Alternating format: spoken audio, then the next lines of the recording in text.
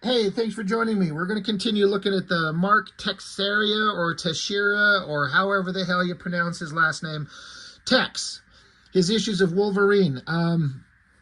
It was a big deal when he was drawing him, and it seemed to me that people seem to think of the Tex run of art kind of on par with the Silvestri run.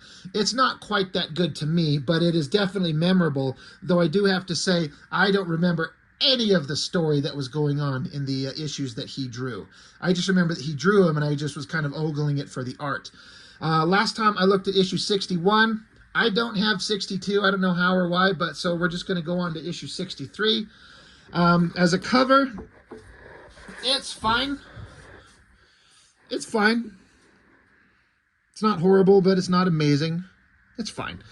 One thing that Tex does, he put his stamp on the visual kind of rendering of the character. Wolverine is supposed to be like 5'3", a short little guy, and sometimes some artists draw him that way. Tex draws him to look like the size of like Colossus from the X-Men. I mean, look at that tiny head and that monstrous upper body. Now, it's just artistic expression. It's like Tech's never been one for like photorealism, but he has a style and a rendering kind of vibe that he does in his art that is certainly rooted in an understanding of absolute reality, but then he distorts it to kind of emphasize the emotional impact, to make it a visceral visual experience. And it's completely valid. Like, no, he's not this huge, because again, if his head is a normal human head and that giant body, I mean, he looks like a massive monster, but it's a very unique, specific way of drawing him. And I'm kind of fine with it. So Larry Hama still writing it. Text is pencils and inks. Coloring, Marie Javins. Not a name I'm familiar with. As usual, I did not read these stories. I am not particularly interested in the story. It's mostly just elements of stuff that have been introduced already in past Wolverine stories and some X-Men stuff, and they're kind of digging into it. That seems to be the go-to with people writing Wolverine, is we need to dig into his past and reveal more and more and more. And in my opinion, they've kind of ruined the character by revealing way, way, way too much of his past, and then adding stuff and overburdening it and overloading it. Like, it's too much. Wolverine can't have been everywhere and done everything. His past is simple. He's a mutant. His healing factor is basically his mutation, along with his enhanced physical senses. He's got a strong animalistic quality to him. And then the Canadian government grabbed him and injected metal into his bones and gave him claws and made him a super living weapon. But his past before getting the metal, he can't remember. He's a mystery. And that's it. That should be his origin. That should be his background. We don't need to know all this backlogged stuff. Blah, blah, blah. And this is way before they really, really screwed up his background. This is just kind of like the beginning. But in subsequent years, the decades, they've kind of ruined the character. But anyway, so you got Wolverine, Sabretooth, Jubilee, some dude, some girl, not sure who they are, facing off against Maverick. I have to say, and anybody out there who draws comics, I'd be curious if you kind of see this and feel the same way. There's kind of a visual language and a flow you should apply to your storytelling to kind of keep the understanding of characters in a space, where they're at, who they're facing off against. Basically, if Wolverine is here on the left looking towards the right, subsequent panels of him should be him on the left looking towards the right. It looks like, to keep the flow of the direction of the visuals. This shot down here, which I think is drawn so well. I love the screaming face and the pointing finger. But honestly, I feel like it should be flipped. Because when I first opened this and looked at it, it looked like Wolverine stopped looking at Maverick and turned behind him and started yelling at somebody behind him. But he's yelling at the guy in front of him. So, I mean, is that the 180 rule? They flipped it. And I feel like that bottom panel should just be completely opposite to keep the flow of the visual storytelling going. I hope that makes sense. But I honestly thought he was yelling at somebody behind him because he's facing that way, then he's yelling that way. Anyway, I'm not here to tell Tex how to draw, even though I guess I did just exactly that. Again, not too worried about the story. I'm just here to dig the art. Like I was saying, Tex has a way of drawing that's got this. I feel like his stuff works best in like a horror setting. Scary monsters, flaming skeletons riding giant Harleys from hell. You know, something about his work looks disturbing and based in horror all the time. But he's got also such a strong understanding of real human anatomy. The folds in the face and his just quick, scratchy inking, the rendering on this stuff, it looks so fantastic. Look at that creepy smile on this guy. Like, that looks like something out of a horror movie. Wolverine looks awesome right there. He does a really good Wolverine, especially with the angry face shots. He's really good at that. Of course, we have to dig into the past, and so there's all kinds of memories that get brought up. What's real, what's not. So they're fighting each other in the memories. He's going back to the time when leaning into the Weapon X stuff from Barry Windsor Smith. You know, what's Wolverine's memories? What's real? What's fake? Who knows? That's part of the problem. They just kept digging into it and trying to just introduce new mystery to a character. More of the same. I like how the coloring has changed and put you in a different setting. He literally looks kind of younger there with the smooth face and the big long hair. Again, the Barry Windsor Smith Weapon X thing going on. And I'll say it all the time, like his understanding of anatomy and muscle, it's like based on a very strong understanding of how these muscles and the anatomy really works. But he exaggerates it to a way that just makes it look so freaking great. Love that shot of his face there. The intense coloring, you know, give it like a lighting. And all these characters that are having kind of their memories messed with. Sabretooth, Wolverine, I forget, Wraith is his name, Maverick. And they've even got, at some point here, I don't know if she's been introduced, but Silver Fox, you know, one of the 2, maybe 3 women that Wolverine has loved his entire life. She shows up here. And there is an interesting moment that they get into that is like a legitimately like interesting kind of reference to his past. Whoever this bad guy is, he turns into a giant weird monster and then I guess he explodes. Great shot on Wolverine right there.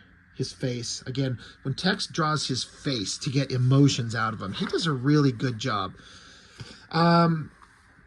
So yeah. I kind of dig the coloring in this, but it also hides the art. It's kind of frustrating. There's so much great rendering and lighting. It looks like there's an application of zipatones, some dot patterns in there. You probably can't see it through the camera. I don't know if I bring it up closer, you can actually see it. It probably doesn't come through. But, yeah. So, Silver Fox here. To put it simply, Wolverine's saying that he's finding out that their memories for all of them have been screwed with. He's saying to Silver Fox, he says here, maybe I can find out if this memory I've been carrying around all along about our time in the cabin is true. Like, Wolverine remembers living in the cabin with Silver Fox, and for a moment in his life, he had true happiness. He was in love, and then, of course, everything went to hell. Sabretooth murdered her and, you know, sent Wolverine on the path to what he becomes. But for a moment, he was happy.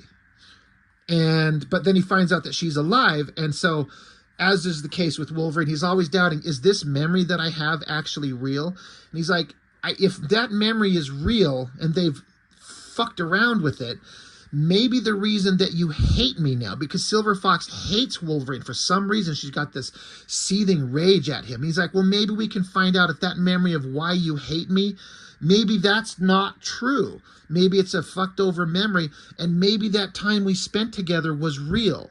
So I actually appreciate that idea for Wolverine. He's looking at this woman who he loved with all his heart, And you know, the character of Wolverine, he loves deeply. When you're in kind of his inner circle, he's a character that'll do anything for you. And to have that torn from him, he thought she was dead and murdered, but she's not. She's alive, but for some reason she hates him. And he's like, well, maybe that's not real. And if that's so, maybe we have a chance. That kind of character moment I appreciate. And I really appreciate the art on that face, that double lighting, like the highlight over here, the expression on the mouth, the stubble on his chin, the lighting, like see the mask up here, how there's like a heavy shadow underneath the flap of it to make it feel like it's like a separate flap, and there's the lighting casts a shadow from it. Like, I love that shot of Wolverine there. It looks so good. So yeah, he's pleading with Silver Fox. Maybe we have a chance. And she's like, you know, when we're done with this mission we're on, if that turns out to be the case, I'll deal with that then. Until then, get your fucking hands off me. And of course, Sabretooth laughs because he loves seeing Wolverine get tortured. So then, meanwhile, you got a shot of Professor X and Jean Grey. They're doing whatever the hell, and Tex is going to take any opportunity to have Jean Grey stand there like a goddamn supermodel, showing us her ass. And I mean, why not? Why not? I love it. It looks good. So the team. So again, it's Jubilee, Wraith, Maverick, Wolverine, Sabretooth, and Silver Fox. Going through this underground structure. There's this weird spiral staircase that they go down with all these computers on here. And they're both, good Lord, there's a lot of computers. Like, what the hell is this whole thing all about? They keep going down. They're searching. Great shot on Wolverine there. Again, his face, that shot there looks great. And they keep digging. They're looking. They're searching. Every shot of Wolverine, Tex doesn't waste any opportunity to render the hell out of Wolverine and make him look awesome. But of course, like, who wouldn't? More mind fucking, you know, just all kinds of crazy stuff going on. Love this shot of Wolverine. I feel like the coloring, like, I don't hate it, but it's so kind of dull. It's hiding the art. Like, there's a bright highlight across his back, sure, but it's at both times kind of frustrating how it's hiding the art, but it also kind of works. But what a great shot of Wolverine, like the classic shot of him diving at you, screaming, ready to rip your guts out. This monster thing grabs Silver Fox, sucks her into its guts. Wolverine rips into it, but she's gone. And so I don't know if this works quite the way, I don't know. Because Wolverine, I like this shot down here because there's some sadness and there's some pain on his face. Giving credit to Tex, he can project emotion, especially through his face shots here. When he wants to, he can really imply emotion. Some artists absolutely have no idea how to do that.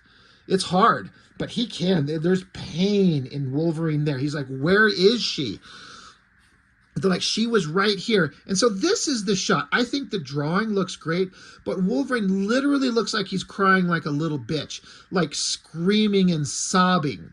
Now, it's a fair thing. There's no problem with any man of any type, no matter how strong and tough you are, if something that you treasure in another human being, a wife, a child, something that you love more than yourself, is ripped from you, to cry like, you know, the screams of a man in utter agony, right?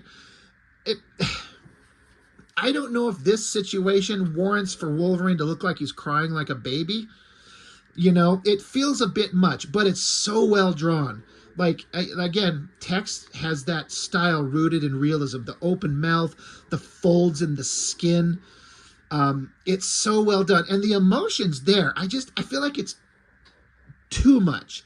That right there is perfect.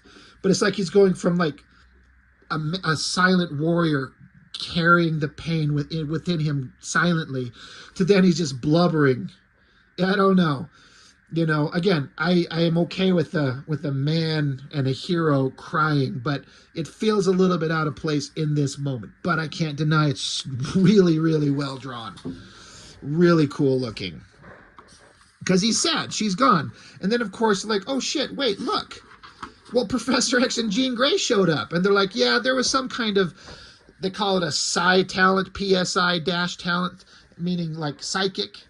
But whoever that is, they're no match for us together, Professor X and Jean Grey. So Jubilee's like, holy shit, everybody, things just got better. Professor X and Jean Grey are here. But then they show this last shot of Professor X and Jean Grey with little spiky things coming out of their heads. That is not them. That is someone impersonating them. So, you know, a cliffhanger. So, you know, all right, I'm kind of curious as to what happens. I've read these books way back when these were coming out. Let's see, what is the 92? Good Lord, that magic year. But I don't remember what happens. I have no recollection of where the story goes. So, pretty good stuff. You know, TEX in this era. I mean, he's still around. He's still drawing. I don't know if I've seen him drawing as much as just painting. It's just another guy that I just, one of those artists, I'm like, please draw comics again, you know, but he's probably making a good living doing commissions and maybe covers and stuff like that, and drawing comics is like, ugh, why would I want to do that? I don't know. I don't know what he's doing, but he's damn good, and I'd love to see more from him. So we'll look at the rest of the Wolverine issues drawn by him here shortly, but that's all I got for this one, so thank you for joining me. I really appreciate it. I'll see you next time.